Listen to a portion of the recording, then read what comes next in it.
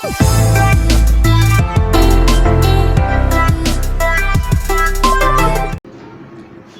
बच्चों, मैं धीरज कुमार साहू, भौतिक विज्ञान प्रवक्ता।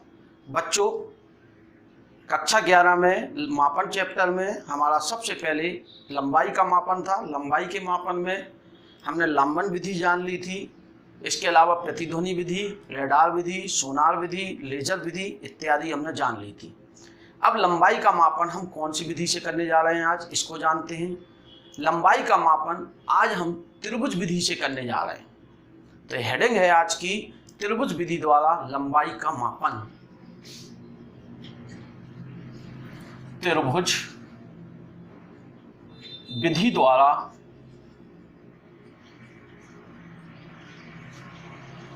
लंबाई का मापन means length measurement by triangle method. आज की हेडिंग है, हम लंबाई का मापन त्रिभुज विधि द्वारा करना चाहते हैं। त्रिभुज विधि द्वारा लंबाई का मापन हम दो स्थितियों में कर सकते हैं। नंबर पहला पार्ट होगा हमारा जब वस्तु ज्ञात दूरी पर स्थित हो। जब वस्तु ज्ञात दूरी पर स्थित हो तब लंबाई का मापन करेंगे। चलिए बेटा करते हैं। एक मीनार है जी, मान लें। इस मीनार की ऊंचाई हमें क्या करनी है, ज्ञात करनी है। इसकी ऊंचाई नापनी है। हमारे पास कोई फीता नहीं है, हम अप्रत्यक्ष विधियां पढ़ रहे हैं, हमारे पास कोई फीता नहीं है। इसकी ऊंचाई हमें क्या करनी है, ज्ञात। लेकिन हमें ये मालूम है हम इससे कितनी दूरी पर, x दूरी पर हम खड़े हुए हैं। एक बिंदु क्या है, P है। सबसे पहले इस बिंदु P पर खड़े होकर हम इस मीनार को सेक्सटेंस नामक यंत्र से इसका उन्नयन कोण क्या कर लेते हैं, नाप लेते हैं। अब ये यंत्र कैसा होता है इसको समझें। बेटा सिंपल सी बात है, हमारे पास चांदा होगा, ठीक है। इसमें छेद यहाँ हम एक करेंगे, एक धागे को क्या कर देंगे, लटका देंगे। उससे कोई एक वजन मीन्स कोई पिंड को, पत्थर को बांध देंगे। अब हम अपनी आंख इसके सीध में रखेंगे और इसको हम क्या करेंगे, घुमाएंगे। मान लो इसको इस मीनार की ऊंचाई तक इस सीध में जाना पड़ रहा, तो ये एंगल जो होगा वो उन्नयन कोण होगा। धागा यहाँ पर भी क्या हो जाएगा, मुड़ जाएगा। ये चीज इस तरह आ जाएगी, धागा भी जी कोण जो बनेगा इस समय ऐसे हो जाएगा जी वाला बेटा।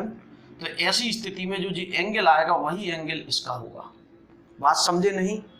सिंपल सी बात कही हमने। एक चांदे को लेकर क्या लेंगे, हम एक चांदा लेंगे। उस चांदे को हम क्या करेंगे, उसमें एक धागा लटका देंगे। उससे उस मीनार को क्या करेंगे, आंख से बिल्कुल या लेजर किरण की सहायता से उस चोटी को देखेंगे। तो धागा जो कोण बनाएगा हमारी पूर्व अवस्था से, वही कोण उसका उन्नयन कोण होगा। वह उन्नयन कोण हमें मालूम चल जाएगा। तो हम यहाँ पर उन्नयन कोण थीटा कह रहे हैं। क्या कहा हमने, सिंपल सी बात कही। हमने एक बात कही कि हमारे पास एक वस्तु है जिसकी ऊंचाई हमें क्या करनी है, ज्ञात करनी है। जिसकी ऊंचाई h का मान हमें क्या करना है, ज्ञात करना है, ठीक है ना। इससे ज्ञात दूरी पर एक वस्तु रखी है। अब ये कोण थीटा है, उन्नयन कोण कितना है, थीटा है।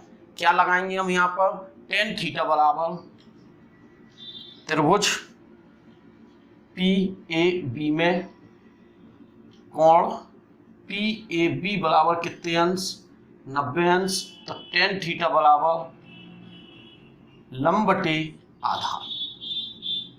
क्या होगा, लंब बटे आधार। tan थीटा बराबर लंब कितना है, कोण के सामने की चीज h, आधार कितना हो गया, x। तो h बराबर x tan थीटा। बेटा इस सूत्र में x का मान और थीटा का मान रखकर हम h का मान क्या कर सकते हैं, ज्ञात कर सकते हैं। बिना स्केल के हमने देखो ऊंचाई यहाँ नाप ली। बिना इस ऊंचाई को नापे, इस ऊंचाई को नहीं मापा हमने, ये मापा था, इस ऊंचाई को नहीं मापा और हमने इसका मान, इसलिए इसे अप्रत्यक्ष मेथड कहा गया। जब वस्तु ज्ञात दूरी पर हो तब त्रिभुज विधि द्वारा। बात आई समझ में? ठीक है। अब दूसरा क्वेश्चन उठता है, यदि वस्तु कैसे स्थान पर हो, अज्ञात दूरी पर हो तो कैसे, ना हमें यह भी नहीं मालूम, तब कैसे इसको हम मापन करेंगे वो समझे हम, ठीक है ना। जब वस्तु अज्ञात दूरी पर स्थित हो, जब वस्तु कहाँ स्थित हो, अज्ञात दूरी पर स्थित हो, तो जानते हैं ये एक मीनार है जो इसकी ऊंचाई a, इसे हमने कहा b, इसकी ऊंचाई हमें क्या करनी है बेटा, ज्ञात करनी है। इसकी ऊंचाई हमें क्या करनी है, ज्ञात। हमारे पास एक बिंदु है P, अज्ञात दूरी पर, इसकी दूरी हमें ज्ञात नहीं है। सबसे पहले P बिंदु पर खड़े होकर इस मीनार को देखेंगे और इसका उन्नयन कोण पता कर लेंगे। यह कोण के हमने क्या कहा, θ1। फिर कुछ ज्ञात दूरी तक आगे आएंगे, मान लो हम x दूरी तक क्या होगा, आगे आए 100 कदम, 200 कदम, 100 मीटर, 50 मीटर, कुछ भी दूरी हम ज्ञात दूरी आगे आए, x हमें क्या है, नाप ली जाएगी। फिर से इसे देखेंगे, दूसरा उन्नयन कोण बन जाएगा, बन गया θ2। हमें ना तो a पता है, इस डिस्टेंस को हम a क्या दे रहे हैं, ठीक है, केवल ये पता है, ये दोनों कोण पता है, इनकी सहायता से हम क्या कर सकते हैं, h का मान ज्ञात कर सकते हैं। तो देखिए कैसे ज्ञात करेंगे, त्रिभुज P A B में कोण P A B बराबर 90 अंश, ठीक है ना। जब 90 अंश क्या लगाएंगे, tan θ1 बराबर लंब सामने AB अपॉन आधार PA, क्या आ जाएगा इससे, AB मीन्स H, tan θ1 बराबर H अपॉन इसका मान क्या है, x प्लस A। इससे H का मान निकल आएगा, H बराबर x प्लस A tan θ1, समीकरण नंबर 1, ठीक है ना। अब त्रिभुज QAB में, त्रिभुज QAB में कोण QAB बराबर 90 अंश, ठीक है ना, समझे ना, नहीं, बिल्कुल आसान। अब लगाएं tan θ2, इस त्रिभुज में tan θ2 बराबर लंब सीधा लिख दें H आधार A, इससे A का मान निकाल लो, A बराबर H अपॉन tan θ2। समीकरण 2, समीकरण 2 से A का मान समीकरण 1 में रखने पर, रखे बेटा क्या मिलता है, देखो हम इसको मान को रख के देखे जरा क्या आता है हमारे पास। रखो H बराबर x प्लस A की जगह H अपॉन tan θ2, ब्रैकेट है जी tan θ1। ऐसा करो tan θ2 एलसीएम ले लो या इसको गुणा कर दो पहले, H बराबर x tan θ1 plus H tan θ1 upon tan θ2, ठीक है ना। इस H वाले को इस तरफ ले आए, H minus H tan θ1 upon tan θ2 बराबर x tan θ1। कितना एलसीएम ले ले बेटा, इस तरफ tan θ2 एलसीएम आया है, H कॉमन आ जाएगा, H common 1 minus tan θ1 upon tan θ2 बराबर x tan θ1, ठीक है ना। एलसीएम ले लें, क्या होगा यहाँ देखेंगे बेटा, H, ठीक है, H tan θ2 minus tan θ1 upon tan θ2 बराबर x tan θ1। समझे क्या किया हमने, यहाँ tan θ2 एलसीएम ले लिया, एलसीएम लेने पर इसका यहाँ गुणा कर दें तो H बराबर x, ये चीज इसमें गुणा हो जाएगी tan θ1 इंटू tan θ2 अपॉन जो नीचे आएगी tan θ2 माइनस tan θ1। वैसे तो tan के पदों में फार्मूला है, कोई दिक्कत नहीं है, हमें θ1 मालूम, θ2 मालूम, ठीक है ना। x का मान हमने नाप लिया, हम इतनी दूरी पर आगे आए तो हमें मीटर में नापेंगे, मीटर में रखेंगे, जो भी मान मात्रक रखेंगे।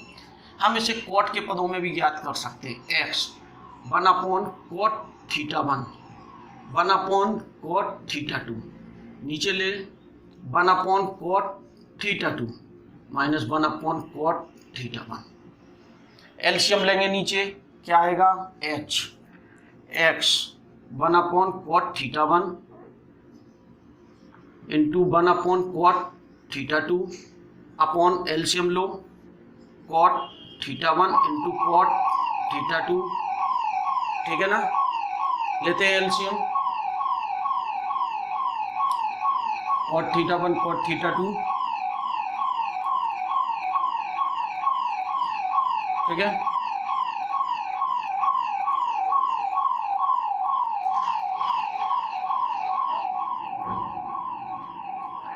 हमने क्या किया, एलसीएम लिया, क्या आएगा यहाँ cot θ1 minus cot θ2, this is cancel by this and this. h बराबर क्या हो गया x upon cot θ1 minus cot θ2। इस सूत्र से भी हम h का मान क्या कर सकते हैं, ज्ञात कर सकते हैं। इस प्रकार देख रहे हैं, पहले वाले मेथड में हमें ज्ञात दूरी पर था, उससे भी त्रिभुज मेथड से हमने ऊंचाई ज्ञात कर ली। इसमें अज्ञात दूरी पर है, तब भी हमने किसका मान ज्ञात कर लिया, ऊंचाई का मान ज्ञात कर लिया। तो एक विधि लंबाई के मापन की बचती है, स्पेक्ट्रोस्कोपी, उसे समझते हैं, ठीक है। ओके, चलो अब हम चलते हैं लंबाई के मापन की अगली विधि, स्पेक्ट्रोस्कोपी